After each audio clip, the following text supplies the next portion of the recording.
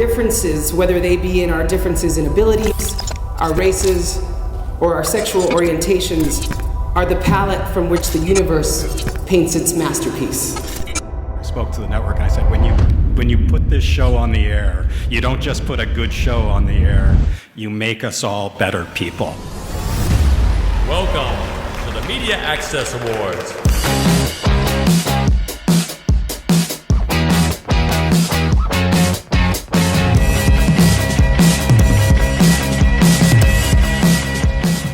We're all here to encourage the film and television industry to make their projects, make the film and television industry look more like the world. Happy to be here to support the media access people because they're doing an awesome thing, which is bringing people with disabilities into the film and television world.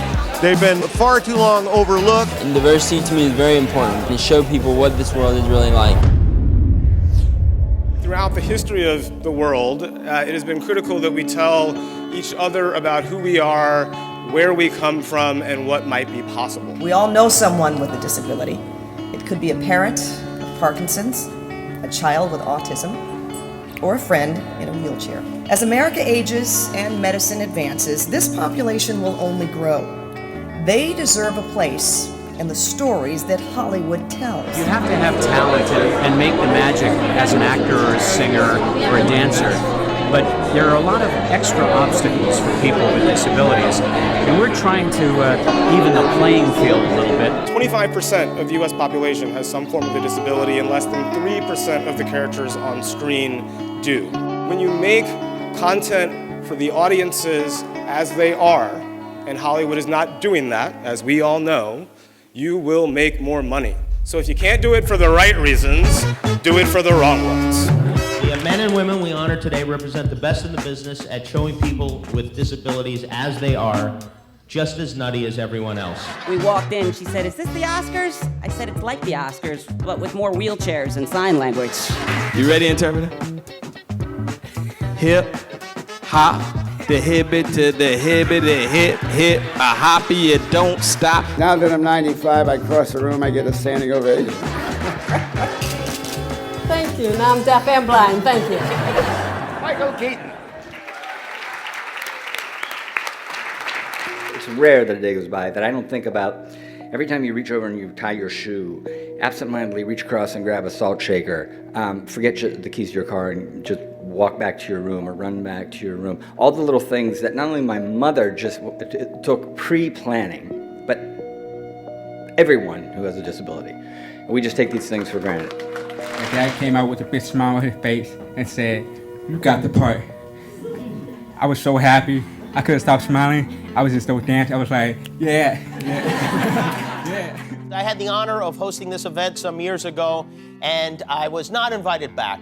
Those of you who were there know why, but be that as it may, I am very happy to introduce this year's co-hosts. I did it myself, by the way. One guy carried the whole load. But your co-hosts today are a young comedian who made Howie Mandel wet his pants on America's Got Talent, and Howie doesn't like germs, so that was a big deal. And the star of the big hit Netflix show, Dear White People. Ladies and gentlemen, please welcome Drew Lynch and Logan Browning. I'm a stand-up comedian who stutters, which was an interesting choice for hosting. They were like, how do we make an award show even longer? Public speaking is easy when you can't see the audience. You know, able-bodied hearing people in general, they generally think that it's literally impossible for disabled people to be happy. I was wondering, why do people think that way? And then I realized the answer was, it's how TV and film portrays us. It's an honor to be here this morning. I'm really delighted to be a part of this. I'm blown away by the power and the love in this room. Thank you for giving this award. I will try to keep making you all proud, and so you, Mom, and so my dad. I really love you guys. Thank you. I'd like to thank all of the guilds for together to do this. I think this is a pretty amazing thing. It's the greatest honor I've ever gotten in my life. This means the world to me. The award you have given me is probably the best award I've had throughout my career. I just wanted to say a huge thank you for this award. We are so honored to be acknowledged by Media Access. Everybody in the world should be able to find themselves on the screen. Receiving this award as a producer means so much to me because representation is so important. Not just in front of the camera, but also behind the camera. I thank you all for giving me the tools to have a fighting chance, to finally not feel invisible to the world, and to ensure that the future generation doesn't feel the same. And watch the screen come alive with authentic roles for everyone. We should all be so proud of the work that we have done and so excited for what we're going to do in the future.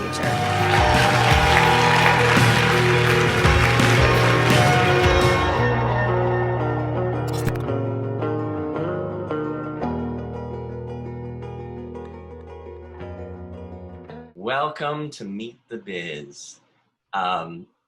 Today to me is a very special day, and it is, you know, I mention this a lot about two of my favorite words are family and love. And today we have two people that I really feel like brings the extended family all together. They are the heads of the Media Access Awards. They saved it and brought it back as a magical annual event. Today we have Deborah Calla and Alan Rucker. Where's the drum roll? Yes. Hello. Hey, David. Hi. I'm good. I'm in my four walls experiencing this whole thing like it. Well, David, I love doing this with you and for you because you are part of our family and have been since day one. Absolutely. We love you and admire everything that you do. You are just about the best. Oh, well. Just about the best. You got a little work to do, but just about the best. Oh my God. Well, you know, and saying it's a that. love thing. What?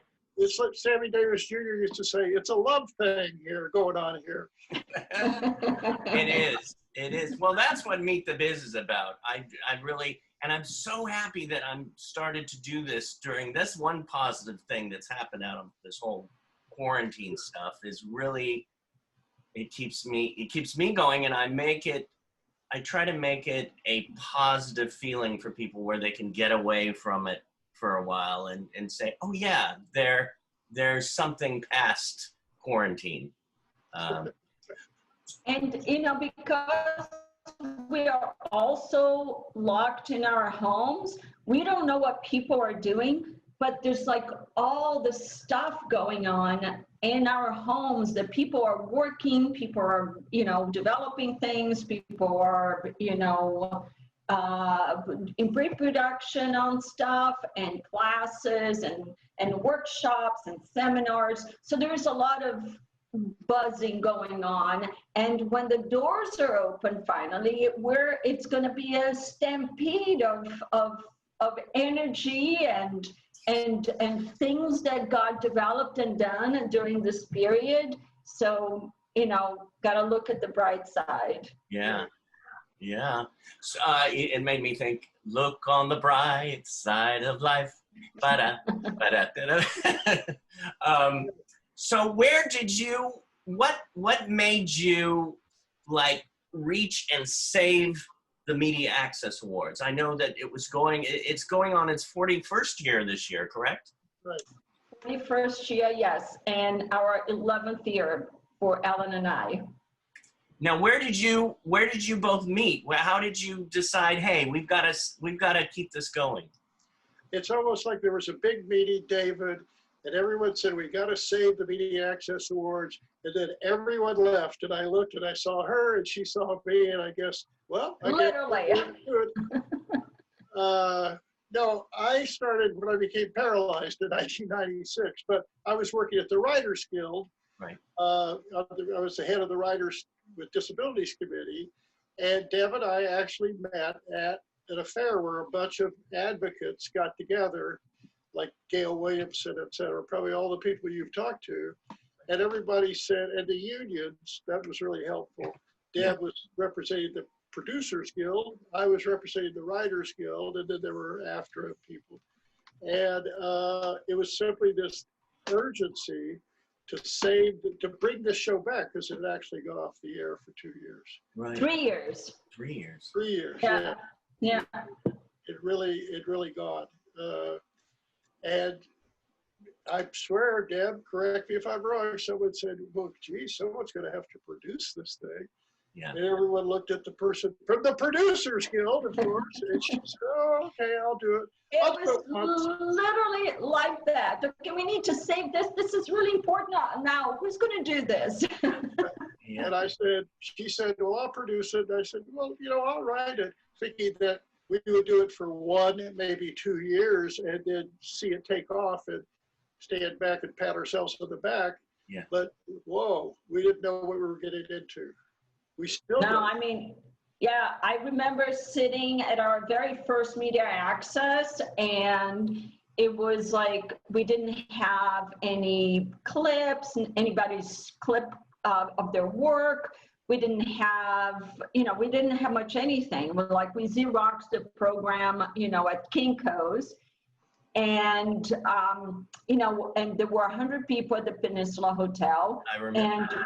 And it was a cup of coffee and a bagel. That was it. But to me, as I was sitting there and Pat Harvey started to introduce the show, I started sobbing. And I knew then I would never stop doing this, because it seriously, before, I didn't realize how important the media access is. And I had to see it, like produce it 1 year, sit there in the audience, which I always do the day of the show, to realize how big, how important disability inclusion is. And so that was 11 years ago. Right. And my first impression was, well, first of all, just remember that room was so small that the fire marshals were standing by not to let us let, the 103rd person in. And, but my first impression was, I first saw the first year we gave the Writers Guild Award to Breaking Bad. What's his name, Deb? Vince Gilligan. Vince Gilligan. And I could see how excited he was to be recognized for doing something in his show, which, he just did kind of out of instinct. He had a roommate who was disabled, or was just like the son in the show. And he was just so touched.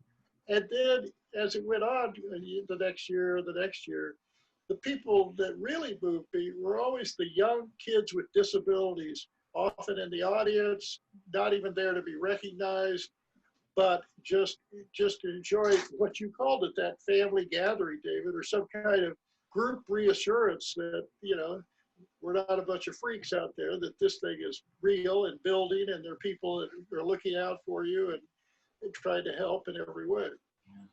Yeah. It's actually one of our obstacles, or an amazing learning opportunity this year, being that we're not going to be live, is how do you keep that family vibe on a show that is pre-recorded, where, the recipients are not going to be feeding off of the people and having that magical moment where there's so much being exchanged, amongst people. So how do we keep that? Because to us, that is the most important thing. If you don't have that's that, the whole show. And we're trying to do it now without the whole show. Just that moment of those people getting on stage and being recognized and making comments, and that audience appreciation. We don't have that this year. So it's a very emotional show, David. You've been to it many times. Oh, gosh. Every year. And you know that that's a hard thing that we're going to have to try to, I don't know, finesse. Yeah, well, to me, the Media Access Awards is one of the most important in the industry, one of the most important award shows. And because it really comes from the heart, it comes from a creative base, yet, like I said, again, the family base. And it's not, what I really see it doing and it is connecting everyone in the entertainment industry. And that's what what I feel that you're both doing with it and how it has, you know, from even the beginning. How do you see it that it's changed from when, let's say, from before or when you got it to now? Oh, when we first started, it was like, oh my God, who are we going to nominate? There was nobody. What writer? What director? What producer? Nobody's doing anything. You know, this was 11 years ago. Right. So there were basically nothing on the air. It was just like we wanted to do it.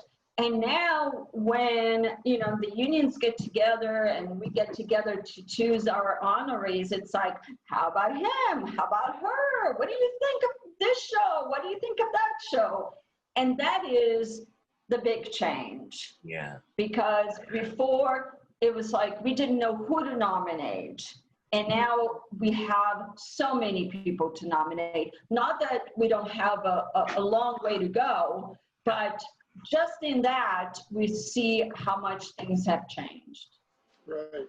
And we have really the help, certainly from the beginning, the help of SAG and AFTRA, the Producers Guild and the Writers Guild and the Casting Directors of America, because as we were going, they give awards and they stepped up with nominations that Deb and I didn't, at least initially, didn't really know about these people. Now we do, and now, as she says, this is a kind of an odd year because there's so many shows that aren't on the air, that didn't get made, that were postponed for a year, et cetera. But nevertheless, we've located, or they've kind of come to us, very, very, very distinguished shows that we're really proud to present.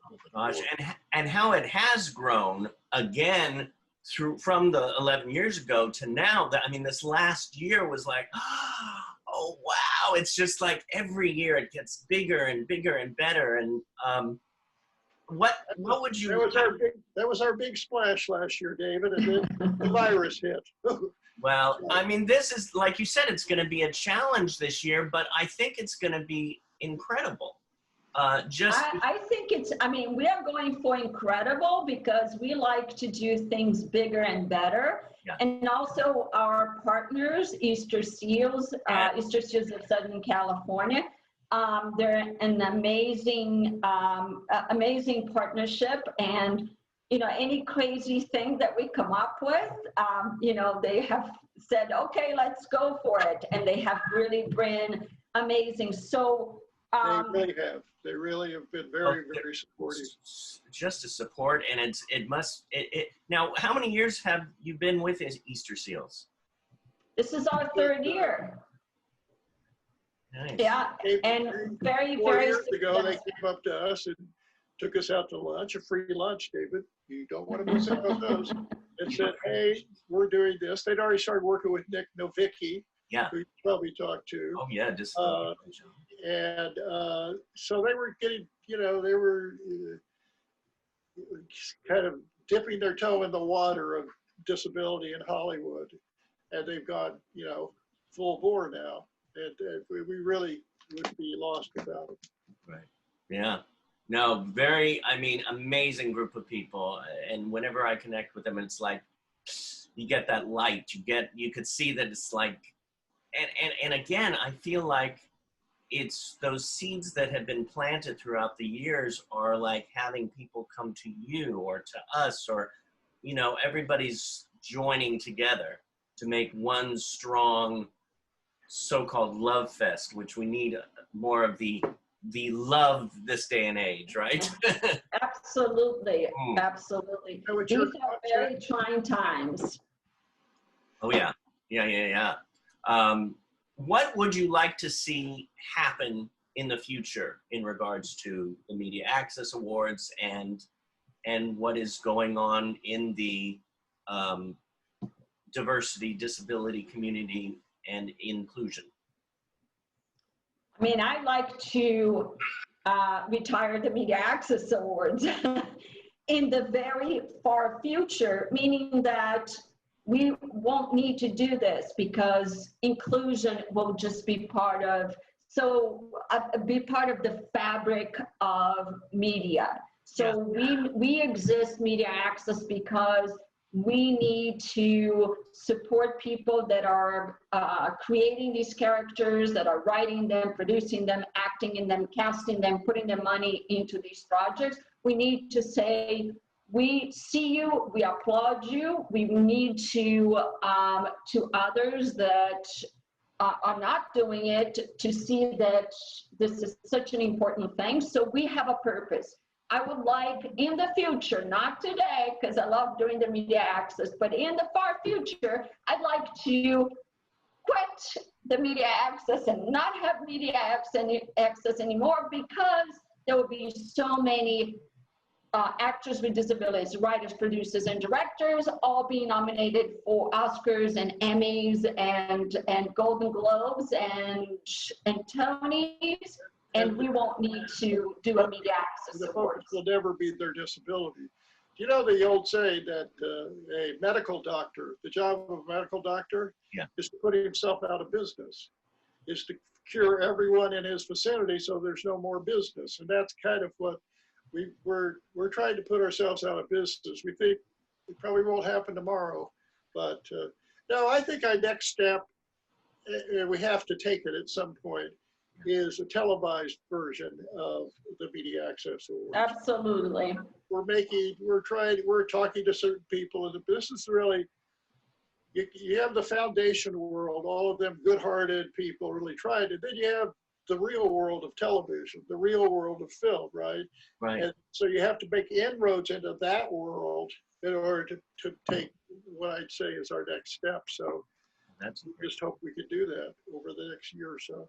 I think that's a brilliant idea, and to see all actors, all performers coming together on this show, and just it's that little shift of the societal shift, the entertainment shift, that people go, oh, and they stop, like you say, stop thinking about it, so we don't even need it anymore. Right. It just becomes part of the fabric. I could, and I'm gonna hopefully have you both on separately, because I wrote a list. I was looking through, of course, and I knew a lot of it, but I still was going, oh, you know, I mean, I could do a whole interview on each of you about where you came from and the books that you both wrote. I mean, health and fitness books, Deborah, and then, of course, Alan, you wrote books on. Did you know that, Alan? What?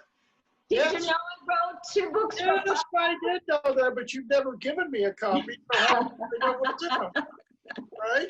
It made me want to eat my broccoli. He was pulling stuff out of what did you call it? Out of the trunk, or? You know? Listen, I knew a guy. You guys might know who he is, Ben Stein, the writer. Yeah. He literally used to have books. You want a copy of my new book? And he'd open up his trunk, and there he would have, like, 24 copies that he had. It's kind of like a mafia selling cigarettes out of the back of a car, right? Right. But you got to send me over. Yeah. Well, we've both done a lot of different crazy things. That's for sure. But we focused here. The thing about this year's show, David, is the upside, if there is an upside, is that it will be streaming all across America, because it's a virtual show, and all these people will show up on camera anyway. So for the first time, because the show has always been a Hollywood show, it's been about Hollywood, the people who come are from Hollywood, and so we're happy that we're going to have at least an attempt to reach outside of Hollywood to just the American disability community, not just the Hollywood disability community. And that we see that as setting the stage for the upcoming, we hope, television, annual television show, right, the Access Awards. Well, especially with the 30th anniversary of the ADA. Say that again? Especially with the 30th anniversary of the ADA this year. Right. Well, every year is an anniversary of the ADA. Yeah. I have one every year too, and so do you. Right. Anyway. No, it's going to be happening in November this year? Yeah, November 19th. Okay. 6 p.m. Pacific Standard Time, 9 p.m. Eastern Time. Love it. Is there any little surprise or chance that you could like tease us with yet, or not yet? My lips are sealed. There are some serious surprises. Let me tell you. Serious both in surprises. people who are going to be in the show and the show. It's going to be very entertaining, David. We always set out to do it was not a fundraiser. It was not a way for everyone to get to wring their hands. It was a show about entertainment and with this underlying message. And so we've tried to keep it that way. And this year, we're trying to even push that envelope a little because it's going out to so many people. And, we want to make sure that people have a good time. I think it's going to be really fun, and everybody's going to go like, oh my God, him, her, this. Oh, I love this. And you know what's going to be so nice? That's our commercial right there. Her going, him, her. I'll send it over. We'll edit it in. And what's going to be so nice is that all the students at Performing Arts Studio West, over 100 of them, and Meet the Biz and Inclusion Films and More to Act Players, and everyone will be able to be a part of this Right. because it will be so available for everyone. Oh, yeah. Right. So that's what we're excited about, is the fact that everyone is going to be able to watch this and participate. Yeah. There's no limitation, a physical limitation, which is what we always had to deal with. Every show we did, we went to a bigger space, and each time there were like people all the way to the doors, so now it's like the more the merrier. Right. Well, obviously, the best of both worlds is to have all those 400 people or whatever our crowd was last year in that space, because that collective energy is just, and to be able to send it out across America to people who couldn't be there. Right. David, can I make a point of saying something about David, Deb? David did a fantastic job of casting the entire disability scene, which for people who don't know what it is, it's an annual kind of writing competition about disability scenes, which we pick the best 10, and then they're all directed and acted out this year virtually by actors with disabilities. So half of the writers, you don't have to be disabled to write this show, but a lot of the writers are but the screens are good. So we said, David, could you cast this for us this year, which is the biggest job of all? And he did fantastic. Some of the people were just fantastic. And excuse me, what's the woman? I always forget her name. Who was the narrator? Anita Hollander. Yeah, she did a fantastic job. She's brilliant. She really kind of grounded the thing. Yeah. So, and even then, David, as you were saying, getting the students at the Performing Arts Center, et cetera. One of our members teaches at Northridge. Yeah. Whatever it is, UC Northridge, whatever you call it. Cal State Northridge, here I get it. And so she was giving her screenwriting students, extra credit for watching the disability, which I thought was great.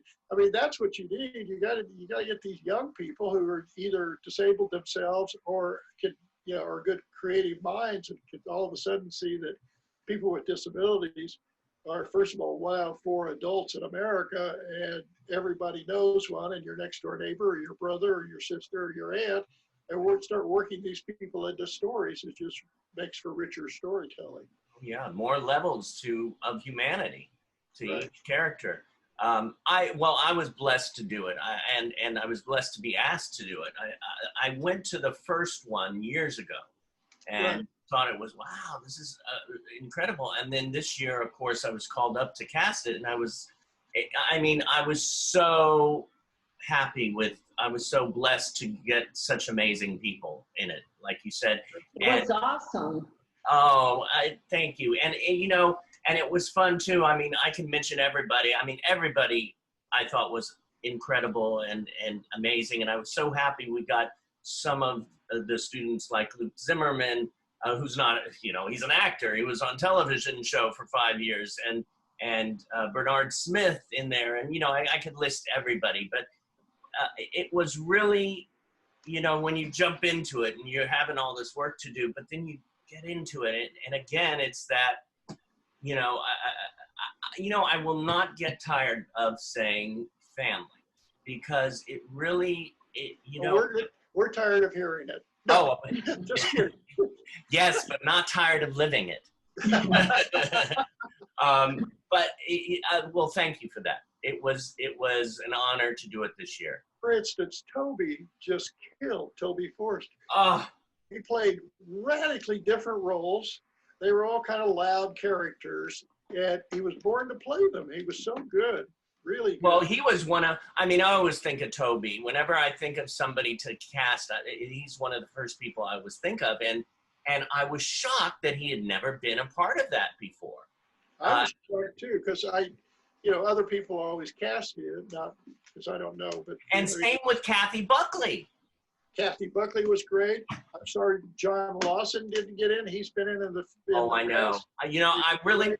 I wanted to get, you only have so many spaces you can fill. It's like, can I put how about like 2 narrators or this or that, But I really felt too, to have that female, motherly, strong voice as the narrator. And I just thought that. And again, as a casting director, I'm always like, smorgasbord, what does the producer's director want ultimately? But I want to bring amazing possibilities to it. Kathy Buckley was great, and it's so bad that she hasn't been with us before.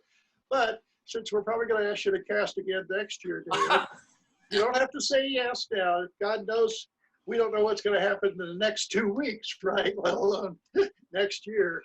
But you really brought a lot of fresh faces and talent to the party. Thank you. All right, that's enough. Okay, that's enough. And by the way, you were talking about your hat before that you were going to wear your Performing Arts Studio West hat, but you wore it out. It was too dark. It's too black with, anyway. Schmutz. I really like it. Yeah. Too well, smutty. I have one more question to ask. Again, this is, I hope to have you each back separately, because you have such histories in the industry, and you have such, so much going on. The one question that I would ask is, what is the moment in your life that you're most proud of? Oh, Jesus. Professionally, personally. Whatever comes to your mind. You gotta narrow it down. Well, one of each if you want. Deb, do you have an answer? I have an answer if you need. Go for it. Okay, I've had many proud moments. The moment that marrying my wife and having my 2 children were just, that's way up there. But professionally, I always, from a very young age, wanted to be a writer, and I wasn't very good at it. I had my critical mind just kept getting in the way, but I kept pushing and pushing and pushing. And the first time I wrote a book with Martin Mull called The History of White People in America. Yeah. And I remember being in a hotel room in New York when the publishers, Penguin Publishers, knocked on the door. A guy knocked on the door and says, "Here's a copy of your book, the first one out." And I cried because I had reached that plateau, and it really, really moved me. That was a key moment in my professional life. Yeah. Personal life, of course, is meeting you, David, is too. Right. Oh my God.